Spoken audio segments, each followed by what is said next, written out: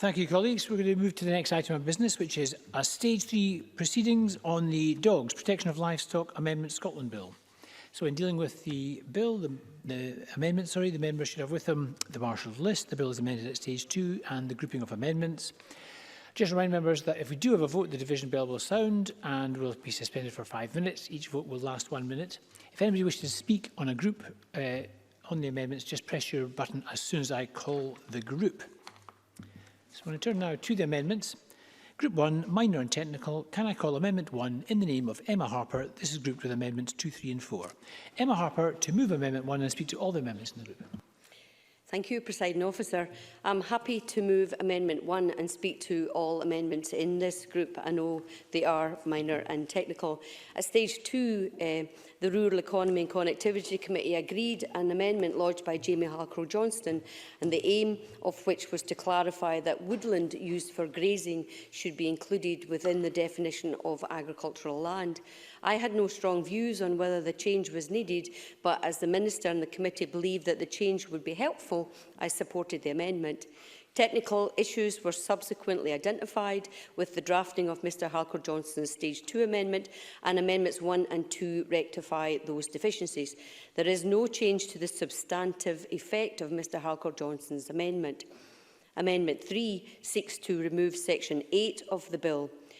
Section 129 of the Civic Government Scotland Act 1982 provides a defence for anyone who has killed or injured a dog if this was done in order to defend livestock from attack by the dog. At the time the bill was being drafted, we thought it sensible to amend the terminology of this section in line with the changes we were making to the Dogs Protection of Livestock Act 1953 and to ensure the same definition of livestock was used in both acts.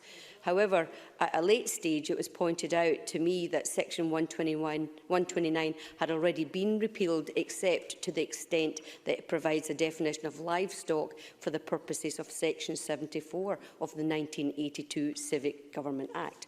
Section 74 of the 1982 Act allows people who find living creatures other than stray dogs or livestock to keep them if they're unclaimed after 2 months. As Section 121 no longer had any relevance to protecting livestock, there is no longer any need for the bill to amend it. Accordingly, Section 8 of the bill can be removed. Amendment 4 is a minor tidying up amendment. Section 9 includes within the provisions to be commenced the day after royal assent that Section 6 of Section 6.4, but Section 6.4 merely provides for the parliamentary procedure for regulations made under the power created by 6.3, and there is no point in commencing one ahead of the other. This anomaly has come about because in the original bill, Section 6.4 also provided the parliamentary procedure for regulations to appoint inspecting bodies. Once that power was removed at Stage 2, there was no longer any need for early commencement of Section 6.4. This amendment clarifies these commencement timing issues, so I move Amendment 1, Presiding Officer. Thank you very much, Ms Harper. And can I call Jamie Halcrow-Johnston? Thank you very much indeed. I was going to actually ask Emma Harper a little bit more clarification on Amendment 3, but she's done that there, so I'll just thank her and the Minister for their constructive approach to my vitally important clarification on grazing. Thank you, and we'll be supporting all amendments. Thank you, Mr Halcrow-Johnston. And could I call the Minister, Ben McPherson? Thank you, Presiding Officer, for the opportunity to respond. Scottish Ministers fully support these technical amendments which improve the drafting of this important piece of legislation. Thank you. Short and sweet. Does Ms Harper wish to add anything by way of winding up? No, Presiding Officer. I'm just happy that these minor and technical amendments are in the bill, and I'm happy to proceed. Thank you very much, Ms Harper. The question is that Amendment 1 be agreed to. Are we all agreed? Yes. We are agreed. Can I call Amendments 2, 3 and 4 and invite Ms Harper to move them on block? Move on block. Thank you. Does any member object if I put the questions on block? The question, therefore, is that Amendments 2 to 4 are agreed. Are we all agreed? Yes. We are agreed, and that ends consideration of amendments. So, now, as members may be aware, At this point in proceedings, I am required under standing orders to decide whether or not, in my view, any provision of this bill relates to a protected subject matter, that is, whether it modifies the electoral system or franchise for Scottish parliamentary elections. In the case of this bill, in my view, it does no such thing. Therefore, the Dogs Protection of Livestock Amendment Scotland Bill does not require a supermajority to be passed at stage 3. So we're going to move to the next item of business. We'll just pause, actually, and we'll just, Presiding Officer and I will change seats and move to the next item of business. Short pause.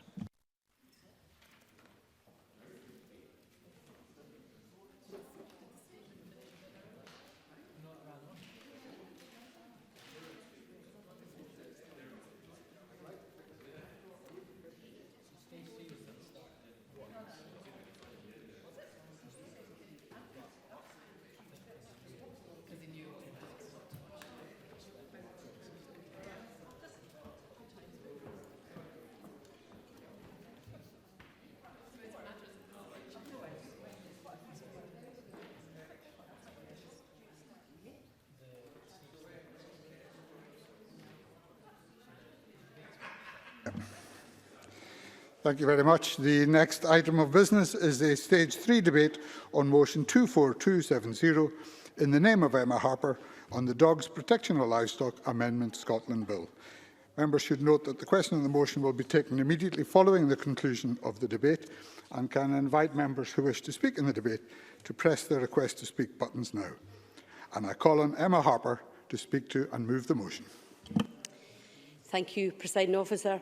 Well, I am wheel chuffed to open today's Stage 3 debate on my Dogs Protection of Livestock Amendment Scotland Bill.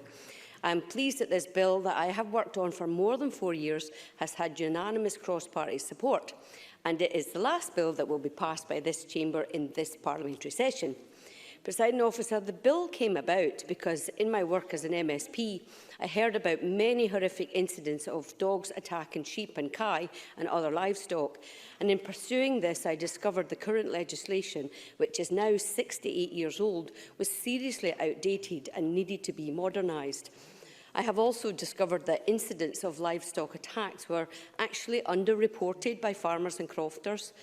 And Police Scotland, in its evidence to the committee, said that the old law, and I quote, has not kept pace with evolving practices within the farming industry. Some terminology is outdated, plus it does not provide sufficient deterrent that could influence an owner or person in charge of a dog to act with greater responsibility. End my quotes. It's lambing season right now, Presiding Officer. The fields are full of pregnant ewes and new lambs.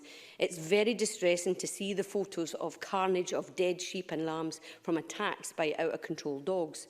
These tragic incidents dramatically highlight why this bill is needed.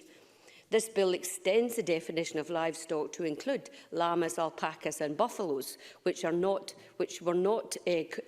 covered by the 1953 Act. And it expands and modernises the definitions of worrying to include chase, attack and kill.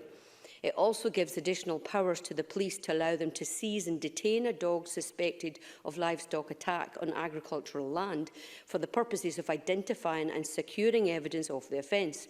The bill will increase the maximum penalties for this crime to be in line with last year's animal welfare legislation introduced by the government. Presiding Officer, during the progress of the bill, we've heard and seen evidence of the devastating impact that incidents of livestock worrying and attacks can have both on animals and farmers, financially and emotionally. And sadly, these attacks continue to increase in number, as reported recently in the media.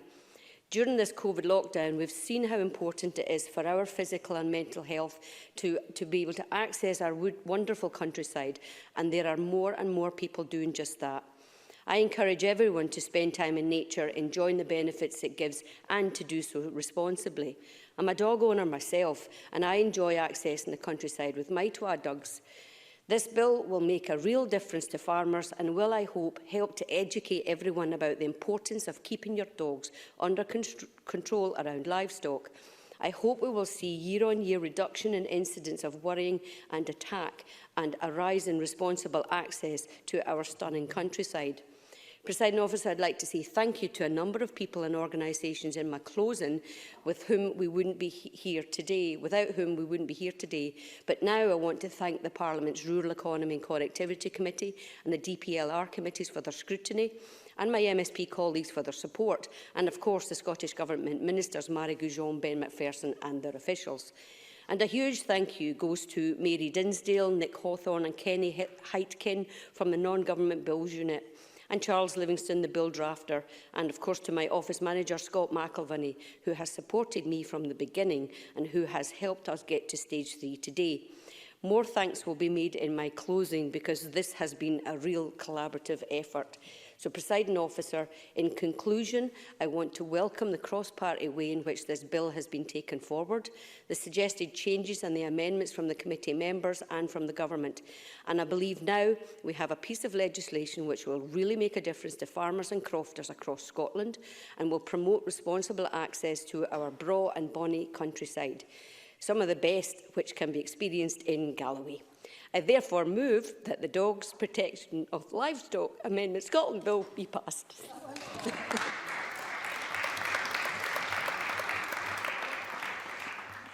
Thank you very much. And I call on Ben McPherson. Thank you, Presiding Officer, and I'm pleased to speak on behalf of the Scottish Government in support of this important piece of legislation that will do much to protect livestock all across Scotland. I want to thank Emma Harper, MSP, once again for her constructive and collaborative approach in bringing this bill to Parliament. A Member's Bill does not reach this stage without significant commitment and a great deal of effort, and I know how much work Emma has put into this bill, particularly in the consultation stage, to hear from and listen to a wide spectrum of views.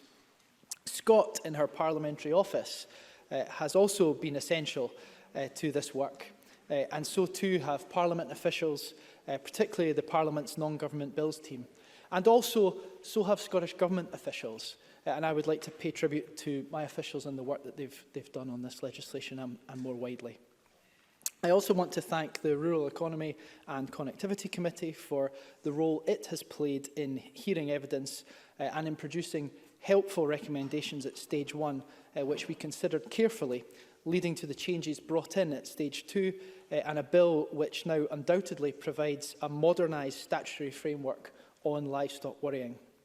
Scottish ministers are keen to emphasise that responsibility for investigating the criminal offence of livestock worrying shall remain solely with the police, with assistance from local authorities or the Scottish SPCA as appropriate in the circumstances.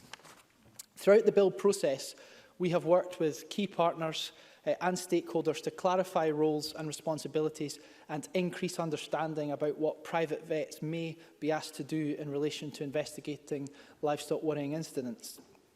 As a result, I can advise Parliament that a simple protocol for vets in private practice will be drawn up, which will be endorsed and publicised by all relevant parties, including making this available to police officers. This protocol will be available before the new powers to have dogs examined are expected to come into force later this year, and will give suitable prominence to the point that Police Scotland, as the investigating authority, will pay for any investigative work they request. And this should provide reassurance to Peter Chapman and others who were interested in this point at stage 2. Presiding Officer, there is no doubt that farmers and crofters care deeply about the welfare of their livestock, and this bill will help ensure that all animals commonly farmed in Scotland receive the protection from attack that they deserve. Some members may have noticed that the Scottish Government and the Scottish SPCA have been running a responsible dog ownership campaign, and although not solely focused on livestock worrying, it emphasises the importance of training pet dogs correctly, reminding dog owners that they have a legal responsibility to ensure their dog is kept under proper control in order to prevent and reduce the risk of incidents occurring. And the campaign offers dog owners practical tips and advice to ensure they know the steps to take to prevent their dog from getting out of control and causing harm to others and indeed livestock. It will be necessary to halt this as we move into the pre-election period, but I hope a future government will consider running it again because education is key to ending livestock worrying incidents and the associated unnecessary suffering for all concerned.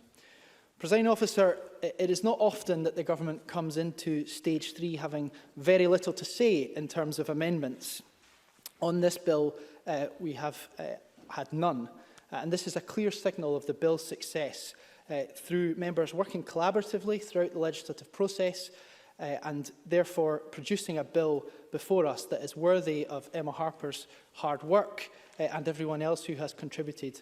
And I hope members will pass it today unanimously. And indeed, in the circumstances that we're in, I reflect on my first speech in this Parliament 5 years ago, where I stated that we share a unifying hope for a better Scotland across all parties, perspectives and constituencies. And I think we would do well to keep that in mind. And this bill is a good example of when we work together, we can produce effective legislation and also make positive change for the common good of all of Scotland. Please support the bill. Thank you. Thank you very much, Minister. I now call Jamie Halker-Johnson to be followed by Colin Smith. Thank you, Presiding Officer. Can I firstly draw the Chamber's attention to my register of interest as a partner in a farming business and a member of NFU Scotland. I'm pleased once again to have the opportunity to speak on this bill at the final stage and as one of the final items of business in this parliamentary session. This will, I hope, be the 7th member's bill to pass at stage 3 in this session, and I again commend Emma Harper for guiding it through the Parliament. This is one of the bills where I've had the pleasure to speak at all stages, having come before us at the Rural Economy and Connectivity Committee at stage 2. And I was even able to add a few words, clarifying the bill's coverage of woodland grazing, which the Minister graciously remarked was both helpful and probably unnecessary. However, I am pleased that the clarity is there, and Scotland's woodland grazers will rest a little bit easier in their forests, orchards and thickets once the bill is passed, as will many other livestock farmers across our country who this bill defends. More seriously, in the 2 decades of this Parliament, members' bills have served to get a number of important issues onto the floor of this chamber for debate, and on many occasions affected real significant change. And it's a positive feature of this Parliament that these bills arise. As Emma Harper sets out, this bill will update legislation on livestock protection drafted in the mid-1950s. It recognises that time and context has moved on. And while the broad principles were agreed, this has not been an easy bill. There has been significant amendment reflecting the findings of the Stage 1 report. But the members' positive and consensual approach, however, has aided this process considerably. There are 2 very worthwhile objectives behind the bill. The first is animal welfare. At stage 1, we heard many examples of injuries and distress that livestock can face from attacks and worrying incidents. Many of us will have very direct experience of that with a number of farmers represented in this chamber. The second objective is to address the economic harm that occurs from damage to livestock. Incidents that this bill sets out to guard against can have considerable costs. We know all too well that farming today often runs on tight margins and that livestock are a valuable asset. And dog attacks can often be very distressing to livestock owners in their own right. As I mentioned at stage 1, this bill is far from anti-dog. As a big supporter of Holyrood Dog of the Year, my pro-dog credentials are well known.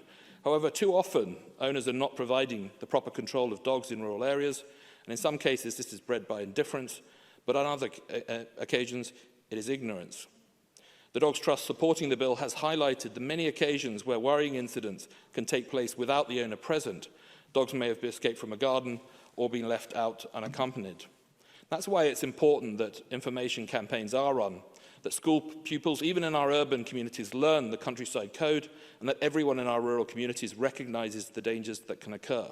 Prevention is key here. Our countryside is the heritage of everyone, and visitors are valued. But it is important that we are all sensitive to the fact that Scotland's rural areas are not just beauty spots. They are the workplace for many thousands of people, and that brings its own risks and dangers. And understanding them and the people who populate them is vital. I'll not dwell long on the amendments today. They are largely technical changes that improve the bill and tie up loose ends from the volume of work that was undertaken in committee. This is, however, a very changed bill as a result of stage 2. The direction it has taken has narrowed its scope a little, but has also provided a considerable improvement. The Minister's work to ensure that penalties fitted well into recent reforms to animal legislation was a welcome step. My colleague Peter Chapman, with his considerable experience, brought forward important amendments around specialist veterinary care and the allocation of costs, recognising the practicalities around examinations in practice and on the ground. And John Finney made an important point in committee that much of this work will hinge on the protocols and working relationships between farmers, vets, the police and the Crown in relation to evidence recovery. Significantly, Emma Harper's changes reflected the considered view of the committee and the evidence it heard. Presiding officer, this bill tackles a perennial issue of complaint in Scotland's countryside, one that can cause considerable harm to both livestock and people working our land. As others have said today, can I add my thanks to all those who have contributed to improving this bill and supporting its progress, from those in the sector who have provided evidence, to our always exceptional committee and legislative teams for their work on putting together the Stage 1 report and Stage 2 amendments. The bill has reached Stage 3 thanks to the positive efforts of members across this chamber in the best traditions of this Parliament, and I offer again my congratulations to Emma Harper. I'm pleased to say it will gain the support of this side of the chamber at decision time this evening. Thank you. Thank you very much. I now call Colin Smith to be followed by Mike Rumbles. Thank you, Presiding Officer. This bill is a positive step for both Scotland's agriculture sector and our animal welfare standards. So Labour is happy to support it today, and I'd like to thank Emma Harper for bringing the bill forward. Although I've now passed the baton on as Labour's rural economy spokesperson to my colleague Rhoda Grant, a spokesperson for the last 3.5 years as a member of the Rural Economy and Connectivity Committee, and as an MSP who represents a large rural region, I've all too often heard how common livestock worrying is and the often devastating welfare, financial and emotional impact it can have. NFUS highlighted a recent member survey which found that 72% of their members had been affected by livestock worrying, while Scottish Government estimates suggest each incident costs an average of almost £700. Particularly alarming was the concerns raised by a number of stakeholders that rates of livestock worrying are on the rise. So, Presiding Officer, it's clear from the evidence that more needs to be done to tackle the scourge of livestock worrying. Part of that is legislative change. The first Dogs Protection of Livestock Act is almost 50 years old, and sadly, like far too much of our animal welfare legislation, is badly in need of update.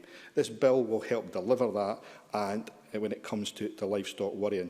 But it's important to get that legislation right. So I'm pleased that as the bill passed through Parliament, that the member in charge, Emma Harper, took on board many of the concerns about the initial bill raised by myself and the rest of the Rural Economy Committee in our Stage 1 report. The bill was much improved during the Stage 2 process, and as a result, I'm pleased we have been able to get to a position where it seems all parties can not only vote for the bill, but do so with confidence that it will help deliver the robust legal context needed. I hope it will be a first step towards making meaningful progress in reducing the rates of livestock worrying. But of course, prevention is always better than punishment, and the passage of this bill must be a starting point to consider what more needs to be done to tackle the issue more widely. A key aspect of this must be a strong awareness campaign, communicating not only the specific effects of the new laws, but also the seriousness of livestock worrying in general and the practical steps that can be taken to avoid it. Indeed, in a response to the committee's Stage 1 report, Emma Harper noted that, I quote, "In most cases, incidents of livestock worrying and attack are likely not premeditated and often lack intent to cause harm." A number of stakeholders also made this point as the bill passed its way through Parliament. The National Dog Warden Association Scotland noted that most dog owners do not believe their dog is likely to attack sheep and are shocked and distraught after the event. And Battersea Dogs and Cats Home pointed out that livestock worrying often occurs when the owner himself is not even present. Changing the law won't tackle that, but raising awareness of livestock worrying and how to prevent it may help. The laws introduced in this bill and the 1953 Act are undoubtedly needed, but our aim needs to be that they are used as little as possible. That means a strong awareness campaign accompanying the bill, but also longer-term measures such as a consistent education and improved infrastructure and signage. In order to understand the issue and monitor our progress in tackling it, we also need more information on the scale of the problem. Dogs Trust have highlighted this, pointing out that, in their words, by working to better understand the problem, we believe it will be possible to undertake targeted, proactive measures that aim to result in the prevention of worrying, therefore protecting the welfare of livestock more robustly.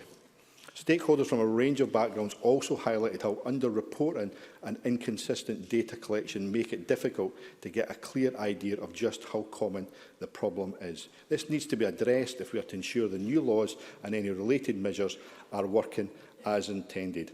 Finally, while I'm pleased that this particular issue has been addressed now, I'm disappointed it's not happening as part of a wider review of dog control laws.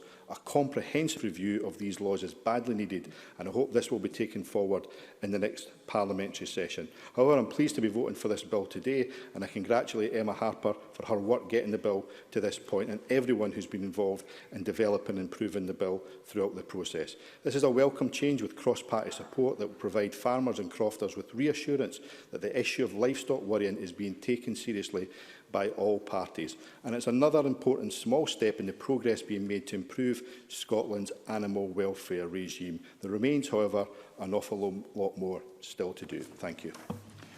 Thank you very much. I now call Mike Rumbles, who will be making his final speech in this Parliament. Mike Rumbles. Thank you, Presiding Officer. I too congratulate Emma Harper for bringing forward this bill, and it's good to get it passed before the session ends. Last minute, but still good. My one major concern about the bill has been addressed, which was the initial intention to give the police the power to search non-domestic premises without a warrant.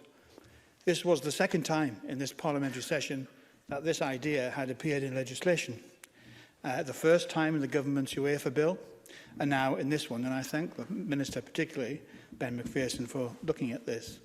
Thankfully, on both occasions, it was recognised that this would have overridden historic safeguards in our common law, designed to protect people from allowing the authorities to go searching people's property without first obtaining evidence of a crime.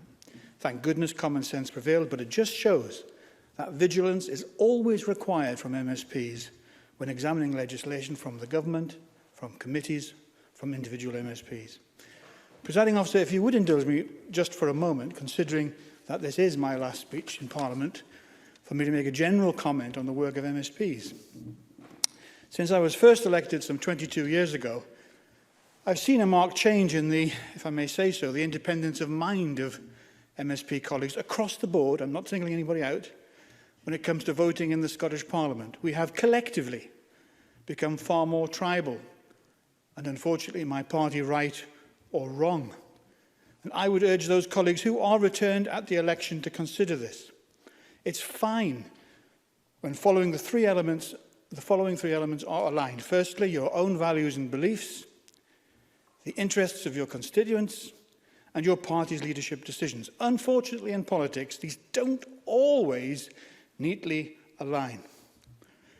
For me, the most important of these three elements is to remain true to the values and beliefs which brought you to Parliament in the first place, especially when considering which way to vote at decision time.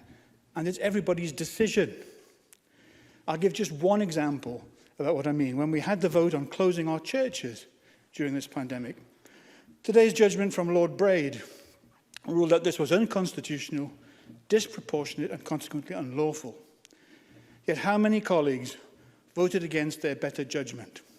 Because only 5 of us, only 5, voted against our own party's position on this. And it was every party's position to support the government in closing down the churches. So my message to returning MSPs is simply this. Do value your own judgment and always do what you believe is the right thing. Now, Presiding Officer, you can see why my party leaders over the years, Jim Wallace, Nicola Stephen, Tavish Scott and now Willie Rennie, have not had an easy time from me. But I do thank them for their forbearance. And on that point, Presiding Officer, I'll end my 17 years of contributions to parliamentary debate. Thank you.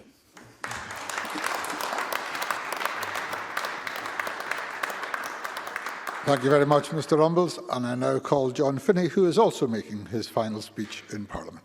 John Finney. Thank you very much indeed, Presiding Officer. And like others before, I would like to thank everyone who's brought us to this point in the bill and congratulate Emma Harper, who's worked extremely hard over 4 years, as we've heard, and successful arrive in a very short time. And this bill will achieve the success it deserves. Within the last fortnight in Sutherland, just north of me here, was a serious incident of 5 sheep killed, other beasts traumatised, as would be the owners, the neighbours and the police investigating the incident. I certainly know as a young officer in the 80s, I was pulled to a scene of carnage, many sheep killed, numerous others injured, required to be humanely destroyed. at the request of the owners of the dogs, good folk whom I knew. I assisted the vet, a good vet whom I knew, to put down dogs that I knew. So I'm acutely aware of the wider implications of an incident like that in a rural community. And as has been said, legislation alone won't stop livestock worrying, but this enhanced legislation, including new protection from my dear friends the camelids, I'm a big alpaca fan, is needed and will help. Education is the key, so I welcome the recent Scottish Government social media campaign that the Minister alluded to. This is entirely about responsible dog ownership. And Scottish Greens will support the bill at decision time tonight. Like Mr Rumbles before me, Presiding Officer, if you could perhaps indulge me, Hamas na Clúin, Balach Bog, Retu Vlochlochi, Pashkira Yers. So for these reasons, it's been a real honour to represent the Highlands and Islands in the Parliament. And I thank the constituents for the privilege to do so. The day after I was elected in 2011, I arrived at the Parliament building for the very first time with my former colleague Dave Thompson, MSP. We were greeted by a smile with the security officer. We immediately met then Paul Grice, the Chief Executive, had a blether. And from that day to this, that's the way that engagement has been with the parliamentary staff. So can I take the opportunity to thank the present Chief Executive, David McGill, and each and every one of the parliamentary staff for their courtesy and assistance, and likewise British Government officials.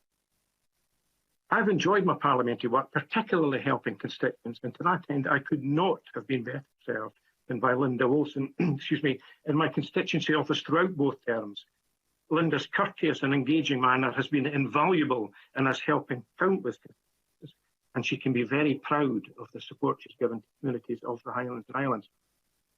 Thanks too to past employees Richard, Pauline and Gary, and to Kevin and more recently Liam, both real wordsmiths who have been of great help to me. My long-suffering office manager, Stephen Dane, has been with me since the start in 2011 and tirelessly kept me on course with all things parliamentary. Stephen was pivotal in progression of the Equal Protection Bill into law. And we're both very proud of being part of a big, big team behind the bill. I value staff and will forever be in their debt. I value our Parliament too, and in the relatively short time it's been in place, it's brought great progress to our country.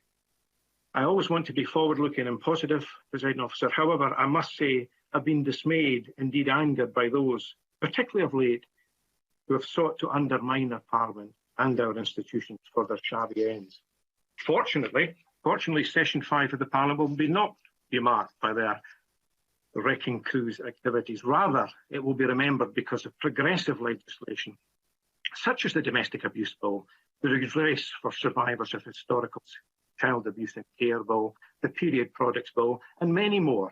And dare I say it, my own Equal Protection Bill, without which the historic UN Convention of the Rights of the Child Incorporation Bill would not have been possible. Presiding Officer, soon I hope our Parliament is going to have to raise its horizons even further, a magnificent chamber resonating to new voices and wider issues. Debates about Scotland's foreign policy, Scotland's defence policy, and all the powers meantime held elsewhere. Because I believe it's only a matter of when, rather than if, Scotland takes its place at the UN as an independent nation and rejoins our European friends. Excuse me. Like many, I've spent the last year working entirely from home, and I thank my wife of 45 years, Bernadette, for her endless support and forbearance. Perhaps one final debrief for our after today's events, following which I promise no more running commentaries on the political business of the day. In a year like no other, I thank all those who have helped our communities in whatever capacity, and pay tribute to the Presiding Officer, Ken McIntosh, and the Deputy Presiding Officers, the Cabinet Secretary for Health, Dean Freeman, and our First Minister for their leadership. I thank my dear Green colleagues and our super Green staff, indeed colleagues across the chamber, past and present, for their camaraderie, and wish those standing down healthy and less demanding days ahead. New members are coming, Presiding Officer, and I'm delighted our Parliament will welcome more women. I hope my successor as lead candidate, the talented Ariane Burgess, my dear friend Gillian Mackay, and yes, indeed, my daughter Ruth Dwyer, of whom I'm very proud, will be amongst that growing number. However, no matter how the next Parliament is configured, I wish everyone well, discharging their sworn duty of public service. And so, Presiding Officer, one last time, Warren Tanga Hula Dunya is cheery.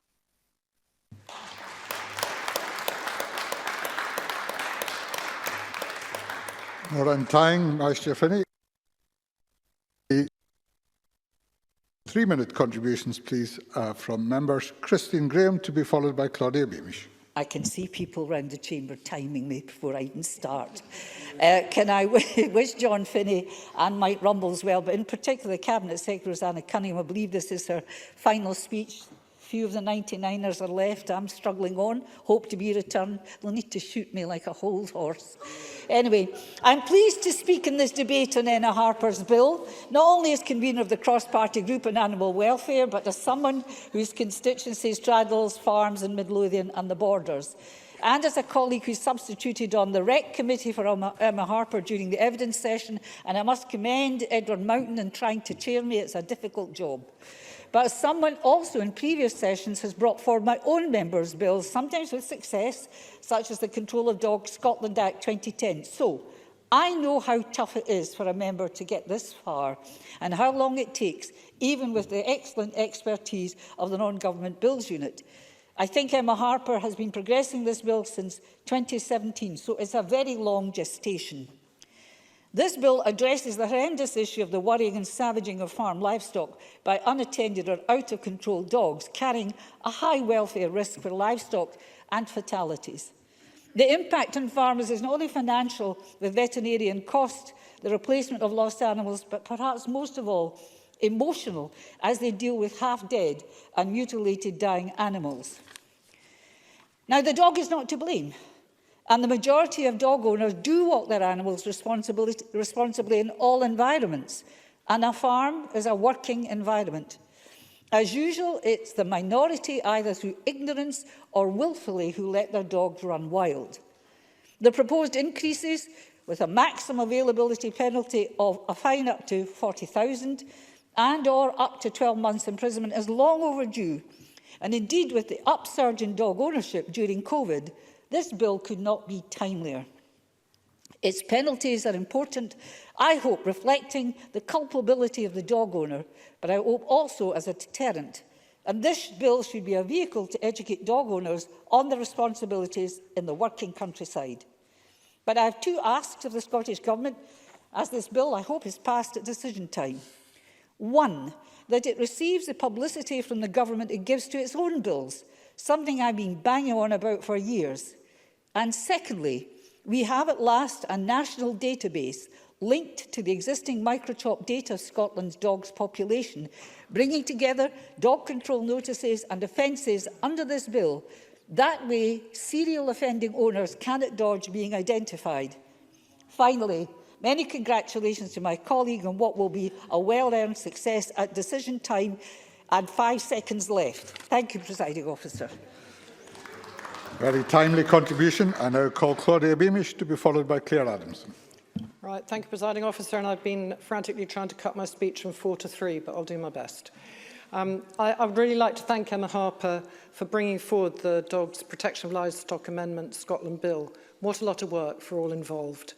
And I'm keenly aware of how necessary this legislation is. Much of the South Scotland area, which I represent, like Emma Harper, is so rural, and dog worrying and livestock is an issue regularly raised by many constituents, especially those in the farming community itself. I meet regularly with NFUS, and this issue is never far from the agenda. Jen Craig, who is the chair of the National Sheep Association and NFUS Clydesdale branch chair, farms in my region, and has expressed real concern. She says dog worrying and attacks on livestock is a problem that is becoming more and more frequent, and in some cases more severe. Not only are the livestock suffering, but so are the farmers and the stocksmen and women who care for them and who witness these incidents. And she added, this is not the dog's fault, something I completely agree with. She said it's a 5-second decision that the owner takes not to put their dog on a lead that can lead to such horrific incidents. And Tom French, formerly chair of the NFU in my region of Forth and Clyde, also a good friend and a farmer in Crawford John, and I quote him as well, says it's very often the distress caused to the animals themselves as they're chased that can be overlooked and not appreciated or even recognised by those whom the dogs are supposed to be under the control of. And he's also heard of people who think their dog is just, and I quote, having fun, unquote, as an attack is underway. He added the behaviour of such as this is irresponsible and is one of the reasons some farmers are understandably cautious and worried about the increasing numbers of members of the public taking to access in the future. However, the benefits and well-being that the outdoors bring should be encouraged. For example, I fully support the work and work with organisations like Paths for All and in my own constituency of Clydesdale, the Healthy Valleys, who run successful dementia walks in my local area. These prove wonderful opportunities for people to experience the pleasures that walks can bring, and they take their well-behaved pets with them often, who are very welcome. I am also proud that Scottish Labour's introduction of the first Land Reform Act in 2005 gave the statutory right to roam, but this comes with a public responsibility. And Emma Harper's bill, if passed, which I'm sure it will be, I hope it will be tonight, will be a tangible reminder of that responsibility to all concerned. Thank you. Thank you very much. And I call Claire Adamson.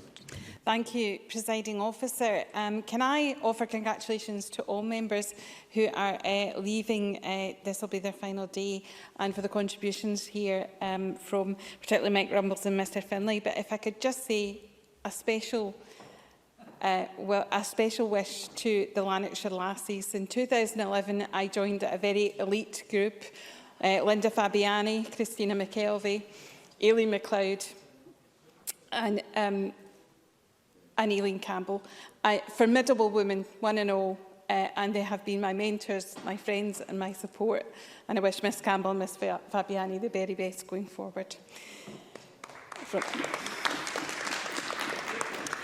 From the Lanarkshire Lassies to our Galloway lass, Emma Harper, and a huge congratulations on the bill's progress today. It demonstrates her commitment to animal welfare that she's shown throughout her time in the Parliament. Timely reminder today of our work after another family has been left devastated by a pup dying within 6 days, purchased from a puppy farm. And this important work by Miss Harper, she has done it in conjunction with the SSPCA. And I also note that the work on this bill has had them involved from the start, and it's a great partnership that has been established by Ms Harper with the SSPCA, and I thank them for their contribution to this bill too. Owning a dog is a wonderful experience, and I thank Mr McPherson for his comments about dog ownership. It's one of the most wonderful things that a family can do, but it comes with a huge responsibility, and we have to ensure that our dogs are under control at all times. I'm struck many times by the number of people I know who are surprised by their dog's behaviour, and this is something we have to really educate people about. They are animals, they have an instinct, and whether that's engaging with wildlife, in our countryside, in our gardens, or even on our shorelines. We've seen a recent attack of a seal on our shorelines, very, very unexpected to the dog owner, that happening. And this is why we must educate, and why education is absolutely key to going forward with this. And I thank charities such as the SSPCA, the Dog Trust and Battersea Dog Home for the support they give to dog owners in this respect. I thank Mr Halker-Johnson for noting that, you know, we live in a shared environment. What's a walkway for some place and a stroll in an afternoon is a commercial organisation, and those have to be respected. This bill actually covers all our livestock, and I think that's really important. So llamas, sheep farming, Sakai, Ms Harper mentioned earlier. And I'll finish by saying, if my good friend and colleague Rob Gibson was still here, I'm sure he'd be saying even extends to the buffalo in the farm in Ochiltree. Thank you very much, Presiding Officer. Thank you. A very brief contribution from John Scott before we move to closing speeches. Thank you, Presiding Officer, for your indulgence. I have very little to say except to welcome the passage of this bill and declare an interest. Yes, thank you for your sedentary intervention, Cabinet Secretary Rosanna. But I want to declare an interest as a sheep farmer and welcome this bill brought forward by Emma Harper. And I do so in a heartfelt way, having twice had my in-lamb ewes worried by dogs. There is no worse sight than finding ewes with their throats ripped open and also the stomachs burst and dead lambs lying around. And owners of dogs don't appear to care or understand the damage they have done, not just to the dead and dying animals, but to the whole flock that survive, some of them survive, leading to subsequent abortions and hypoglycemic ewes. So I'm delighted that this bill has been brought forward today by Emma Harper, and I wish it every success. And thank you for your indulgence, Presiding Officer. Thank you very much. Thank you very much, Mr Scott. We now move to closing speeches, and I call Rhoda Grant. Thank you, Presiding Officer, and I would also like to congratulate Emma Harper for bringing forward this bill, as others have. And I'd also like to pay tribute to Mike Rumbles and John Finney on their final speeches, and to you also, Presiding Officer, as this will be your last session in the Parliament as well. I'm really pleased that Emma Harper has brought this bill forward, because I think even in this short debate today, it has shown the devastation that can be caused by dogs chasing animals, chasing sheep. Pregnant ewes can abort their lambs, as Emma Harper said. It's absolutely distressing to animals. Claudia Beamish talked about that in her speech about owners thinking their dogs are just having fun, and that's what dogs do. But those animals are being absolutely terrorised, and if the owner saw another animal terrorising their dogs, they would see the distress it can cause. So there's not a hierarchy of animals here. Dogs can kill sheep, as John Scott said, as he painted a very vivid picture of sometimes what meets a farmer or crofter when they've had been subject to a sheep worrying incident. It's devastating to find it. Absolutely heartbreaking, because those are somebody's animals, an animal that people have cared for. But it can also be costly. They can lose a huge amount of money. And Colin Smith told us that most dog owners don't know that their dogs are likely to attack sheep, and are quite often shocked and distraught by this. But they can't understand how their dogs will react in that situation. And as Claire Adams said, it's an instinct built into a lot of dogs when they see sheep, that they will immediately start chasing them, and that can become biting them and actually killing them as well. Claudia Beamish highlighted that a lot more people are going out into the country, and that means that it is becoming a lot more common. A statistic, Colin Smith mentioned that the NFUS was saying that 72% of their members had been affected by that. That's a huge number of farmers being affected by sheep worrying. And he also mentioned that the average cost is £700, which, if you add that up, comes to a huge sum of money. Not money just lost to the individuals, but money lost to the rural economy as well. I also support what Colin Smith talked about regarding data, because we won't be able to see how this law is working unless we gather the data about the incidences that occur and how they're being dealt with. Many speakers talked about awareness raising, and that is really important, and government have said that they are taking this on and have put investment into this, but that needs to continue. Because we need to make sure that people understand how their dogs will react in that situation. There needs to be education for those using the country to make sure that they keep their dogs on a lead while out in the fields. And it may seem there's wide open spaces for their dogs to run, but they need to be very careful about what is being farmed in those fields. And it can also be dangerous. The cattle can actually turn on dogs and turn on their owners, and that can be absolutely terrifying, not only for the dog but the owner, and they could be putting their own lives at danger. So can I also welcome the policing of this and ensuring that it is Police Scotland's role to police this. It shouldn't be down to individual farmers. So I very much welcome the bill. I pay tribute to Emma Harper. I know it's not easy to bring forward a member's bill. There's a lot of hard work, so well done, and this will make a difference. Thank you very much. And I now call on Peter Chapman, who is also making his final speech. Thank you, Deputy Presiding Officer. Let me remind the Chamber for the last time that my register of interest states that I am a member of a farming partnership. And as you say, Presiding Officer, it is the last time I need to say that, because most folks know that I am standing down from this place, and as such, I beg some latitude from you, Presiding Officer, in my closing remarks, and maybe for a wee bit more time. Firstly, I must address the issue of Emma Harper's Dogs Protection of Livestock bill just debated. And I, of course, welcome this bill and the extra protection it gives our farmers from attacks on their livestock by out-of-control dogs. Emma deserves a great deal of credit for successfully driving this bill to completion before recess, and I have no doubt it will become law at decision time. And normally I would say much more, but as this bill has cross-party support, and as this is my final speech, I would like to cover some other issues which are important to me. So, Deputy Presiding Officer, it is important that I say thank you to the many folk who have supported me these last 5 years. My loyal staff, both here and in my Aberdeen office, have been tremendous. But so have all the people who sometimes get forgotten, but make such a difference to our lives and our ability to do our jobs. I'm talking about those folks in Spice, our committee clerks and their teams, the IT support staff, the security staff, the canteen workers, human resources, allowances, etc., etc. The list goes on. And they all, without fail, do their jobs professionally, politely, and with a smile. They are a great bunch of people, and they should be proud of their dedication to doing their best.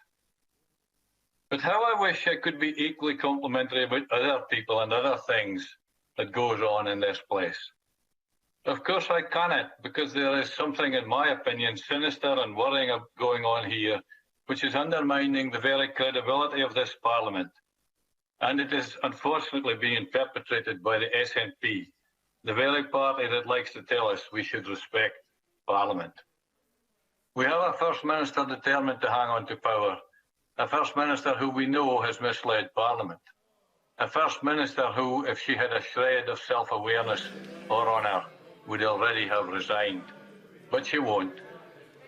Donald Dewar, our first Minister, can I stop you, Mr. Chapman? There's a little disorder in the chamber, but I would encourage you to confine your remarks to the usual finishing remarks in a final speech. Mr. Chapman.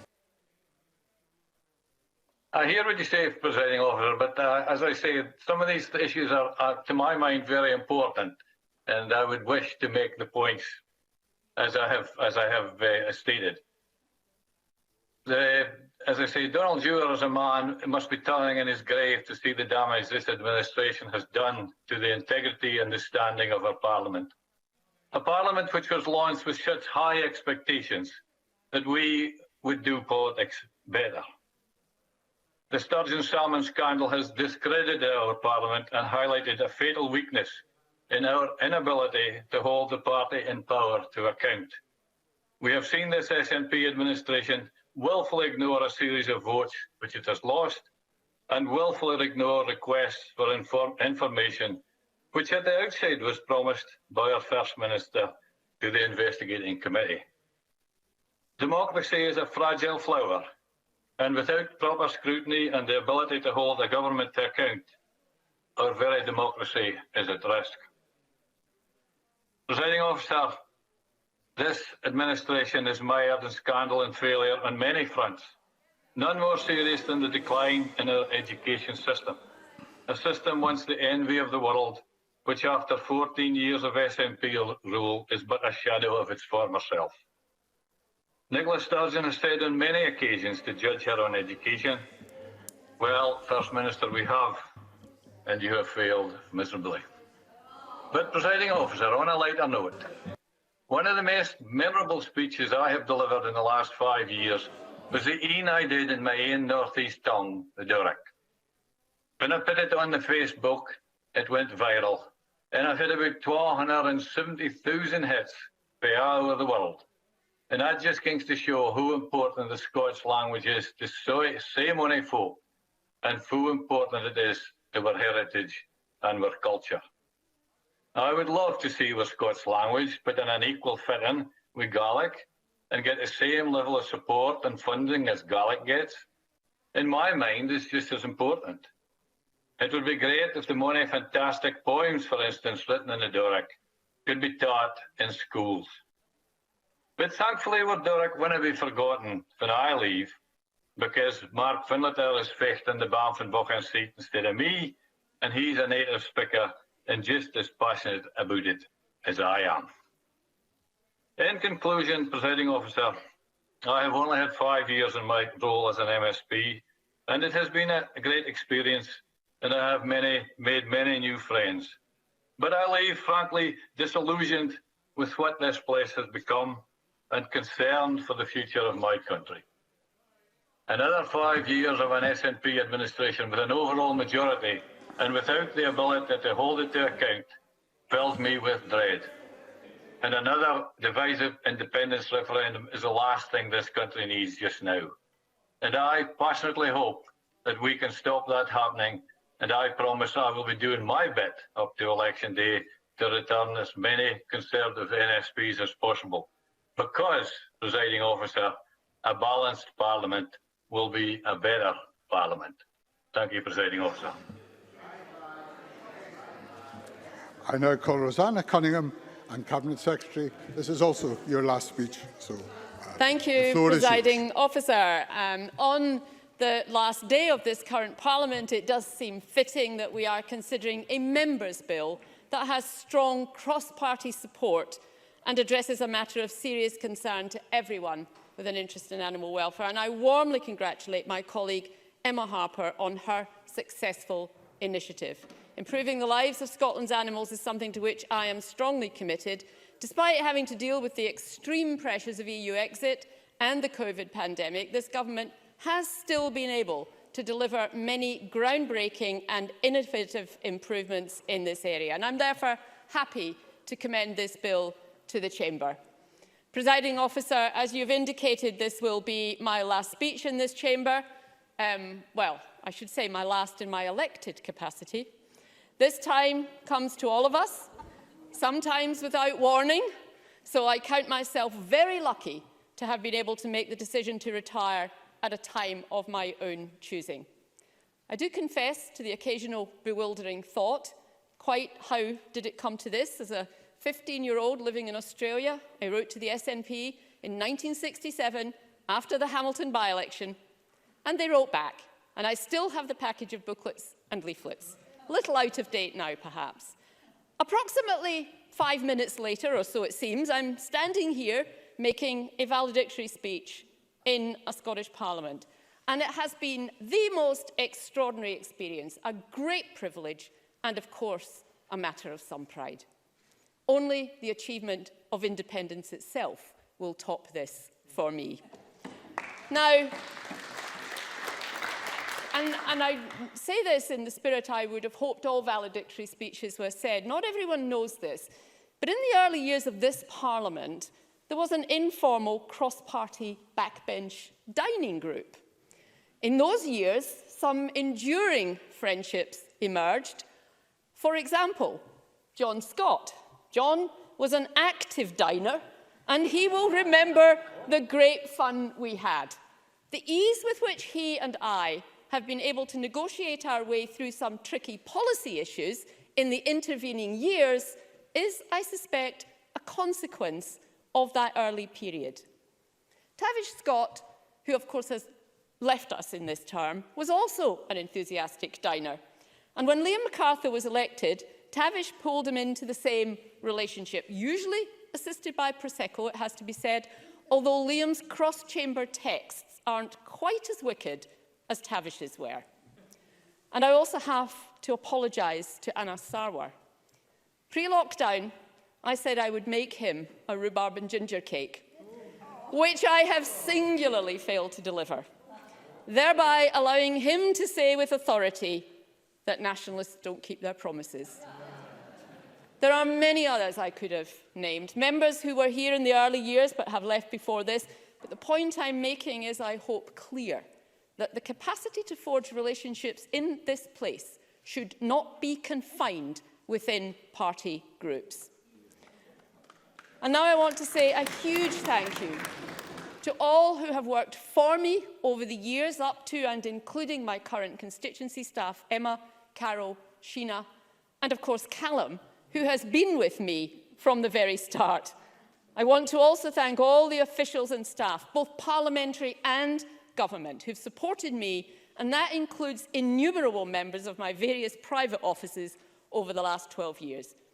And can I make a special shout out to all of the wonderful government car drivers who provide ministers with mobile offices and/or decompression chambers on a regular basis. Most of all, of course, thanks and abiding love to all of my amazing SNP colleagues throughout these years. Everyone from the best First Minister Scotland has ever had, I first met her when she was 17 years old, to all the newer members who came in after 2016. But I have special words for my very good and long-time pal John Swinney, who can't be in the chamber today. He was 19 when I first met him. We have been the Perthshire double act for so long that it seems strange to bring it to a close. And this is where, of course, I make the point that Perthshire is the most beautiful part of Scotland. But I sneaked into the House of Commons a few years before him, and I'm sneaking out of the Scottish Parliament some years before him too. He has been a friend and often confidant for decades, throughout which we have fought for and continue to fight for independence for Scotland. That's what motivated the 15-year-old me, and is what motivates me still. Presiding Officer, I believe I'm right in saying that I am currently the longest-serving parliamentary representative in Scotland. When I leave, I pass the baton to John, and I wish him so well in the next years of this career. And with that, Presiding Officer, I bid this chamber farewell.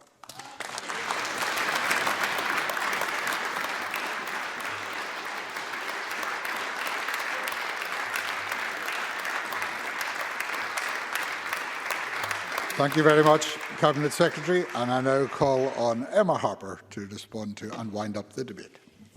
Thanks, Presiding Officer. In closing, I do have additional people to thank. More than 600 people responded to my consultation in full, and I appreciate the time and input from the members of the public. And many organisations have been involved too, including the National Sheep Association for Scotland, and Claudia Beamish mentioned Jen Craig earlier. Jen has been helpful giving evidence to the committee, but also away from committee, and prior chair of the Sheep Association, John File too. The National Farmers Union in Scotland, the Scottish SPCA, the Scottish Farmers, Scottish Land Estates, Nature Scot, Scottish Gamekeepers Association, Dogs Trust, One Kind, Scottish Outdoor Access Network, Kennel Club, Blue Cross and many others.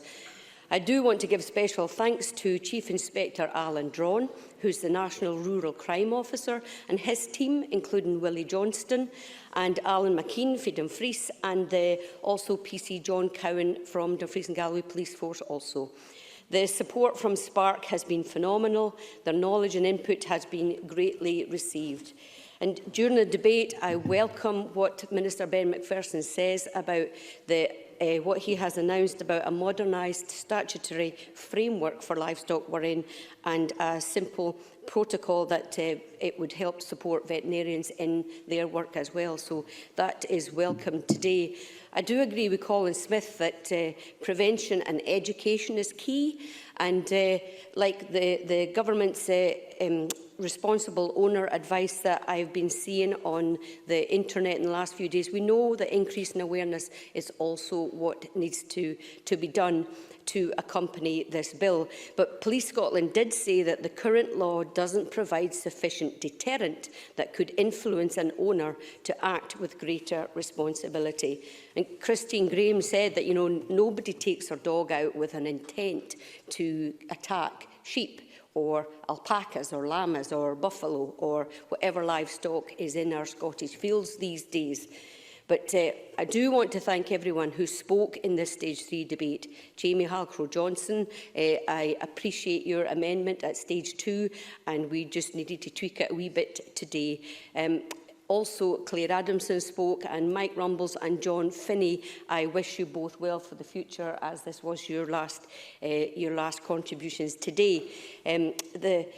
The work will continue, and we know that the Scottish Partnership Against Rural Crime are now continuing to engage, and SRUC have technology that is a sheep Fitbit that can alert farmers when livestock are disturbed. So it doesn't just stop here. And I do welcome Rosanna Cunningham has closed this debate on behalf of the Government with her valedictory speech. I'm again chuffed that it is for my bill. And I want to thank... Of course I will. Gail Ross. Thank you, Presiding Officer. I think it would be remiss of me not to personally thank Emma Harper for all the hard work that she's put into this bill. It's a fitting end to our parliamentary session, and I have been privileged to work with her on this. So thank you on behalf of people like Joyce Campbell and Sally Crowe, and from all the constituents in my constituency of Caithness, Sutherland and Ross. Emma Harper. Thanks, Gail. That is very fitting that you mentioned Sally and Joyce, because I know that they will be very keen to hear that we will pass this bill tonight, I hope. And so, again, I thank everyone who has contributed to this legislation to support our farmers, Joyce and Sally, and our other farmers in Dumfries and Galloway as well. Support our farmers and crofters with this updated legislation to protect livestock, and support responsible access to our bonny countryside when folk are out with their dogs. Thank you, Presiding Officer.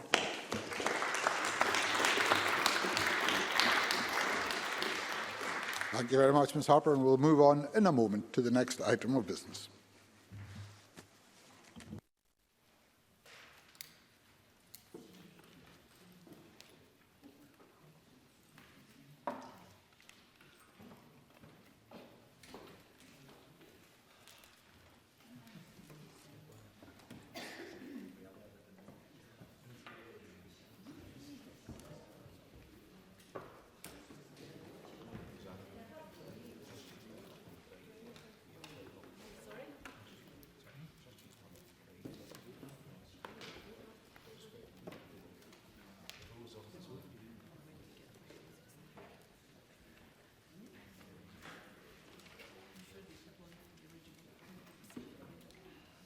Thank you, colleagues. The next item of business is moving to the vote on the bill.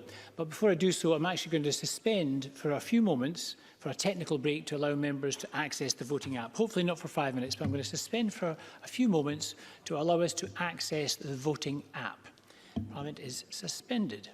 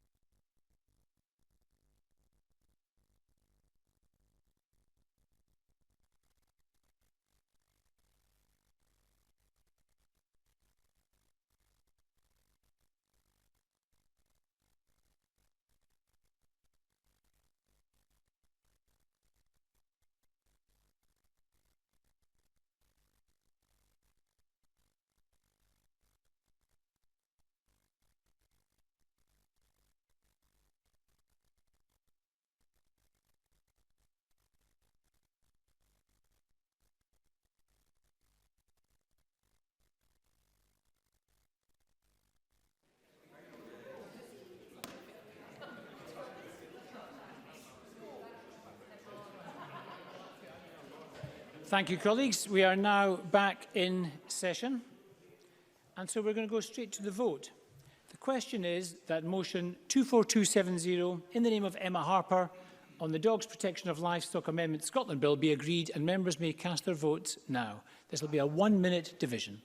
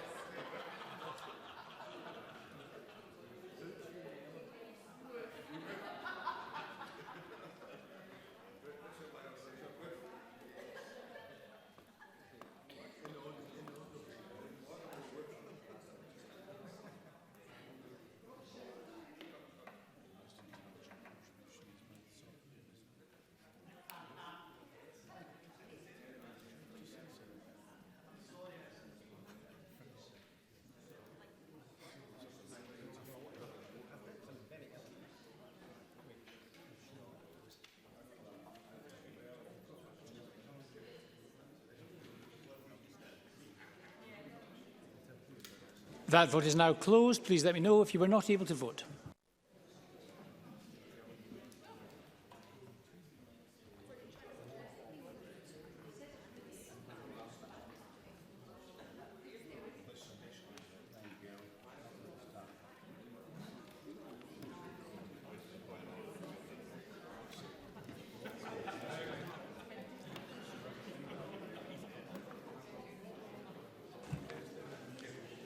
Thank you. The result of the vote on motion 24270 in the name of Emma Harper is yes 120. There were no votes against. There were no abstentions. The motion is agreed and the Dogs Protection of Livestock Scotland Bill is passed.